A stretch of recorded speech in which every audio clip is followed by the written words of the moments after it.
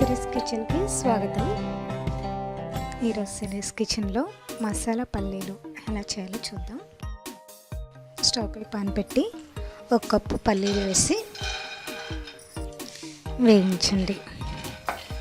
పల్లీలు వేగిన తర్వాత స్టవ్ ఆఫ్ చేసి పల్లీలు చల్లారిన తర్వాత పొట్టు తీసేసుకోండి.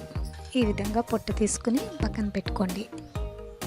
స్టవ్ పై పాన్ పెట్టి 1 టీ స్పూన్ ఆయిల్ వేసి ఆయిల్ని బాగా కాగనివ్వండి. ఆయిల్ కాగిన తర్వాత ఇందులో 1/2 టీ స్పూన్ పసుపు, 1/2 టీ స్పూన్ కారం, 1/2 teaspoon chaat masala, 1/2 teaspoon salt వేసి ఒకసారి బాగా కలపండి. ఈ విధంగా బాగా కలిపి 1 నిమిషం పాటు ఉంచండి. ఇందులో 2 కరివేపాకు రెమ్మలు వేసి ఒకసారి బాగా కలపండి. కరివేపాకులు వేగే వరకు 1 నిమిషం పాటు ఉంచండి. కరివేపాకులు వేగిన తర్వాత మనం పొట్టు తీసి పెట్టుకున్న పల్లీలు వేసి ఇప్పుడు బాగా కలిపి కారం మొత్తం పల్లీలకు పట్టిన తర్వాత